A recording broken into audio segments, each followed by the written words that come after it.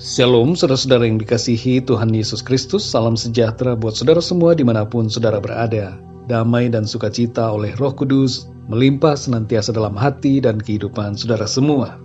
Ayat firman Tuhan saat ini terdapat di dalam Ibrani 13 ayat yang kelima. Tertulis demikian: Janganlah kamu menjadi hamba uang, dan cukupkanlah dirimu dengan apa yang ada padamu. Karena Allah telah berfirman, Aku sekali-kali tidak akan membiarkan engkau, dan aku sekali-kali tidak akan meninggalkan engkau. Saudara yang dikasihi Tuhan, dalam situasi lockdown atau pembatasan karena pandemi sekarang ini, banyak usaha yang terdampak dan banyak orang yang mengalami krisis dalam keuangan. Menyikapi keadaan seperti ini, kita perlu selalu mencari kebenaran dalam firman Tuhan. Apa yang menjadi kehendak Tuhan bagi kita? Dan apa yang harus kita lakukan dalam situasi krisis seperti ini? Mari kita perhatikan apa yang tertulis dalam Ibrani 13 ayat yang kelima. Di situ dikatakan, Janganlah kamu menjadi hamba uang, dan cukupkanlah dirimu dengan apa yang ada padamu. Karena Allah telah berfirman, Aku sekali-kali tidak akan membiarkan engkau, dan aku sekali-kali tidak akan meninggalkan engkau. Dari ayat ini, saudara, ada 3 sikap kita yang harus kita miliki berkaitan dengan keuangan. Yang pertama adalah, jangan menjadi hamba uang.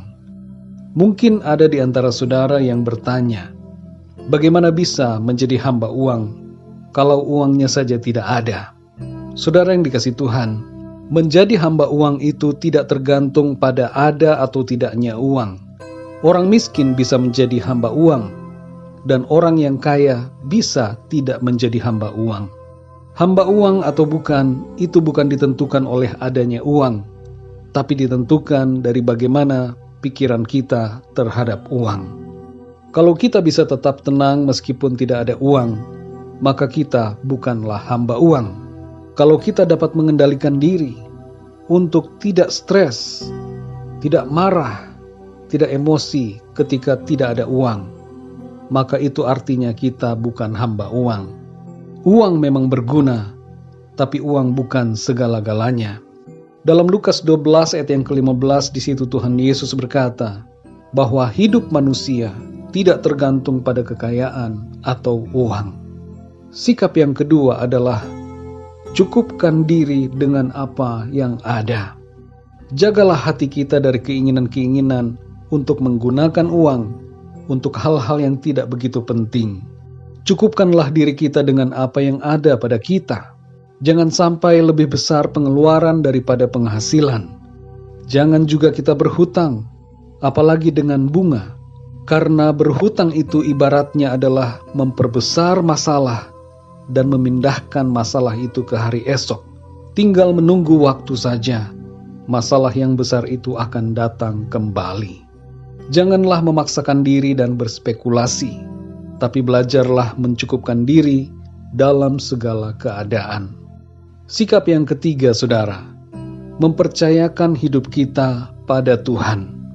Dalam Ibrani 13 ayat yang kelima dikatakan bahwa Tuhan sekali-kali tidak akan membiarkan dan tidak akan meninggalkan kita. Hal ini berarti bahwa Tuhan peduli dan menunjukkan tanggung jawabnya dalam memelihara kehidupan kita. Dengan demikian, saudara, kita hendaknya mempercayakan sepenuhnya keadaan hidup kita kepada Tuhan. Tentu kita harus berdoa dan memohon pertolongan Tuhan. Namun intinya adalah, dalam semua keadaan itu, kita mempercayai Tuhan akan bekerja menolong kita dengan caranya Tuhan, bukan caranya kita.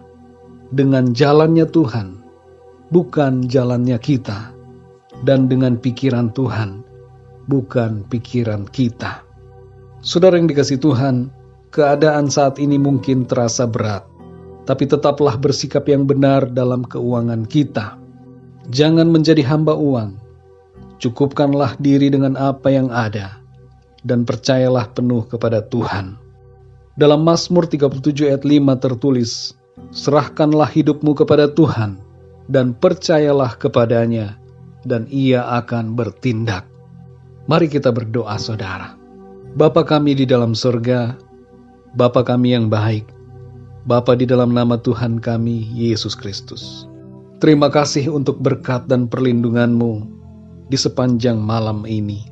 Terima kasih Tuhan buat hari yang baru dan berkat yang baru yang Tuhan sudah sediakan bagi kami.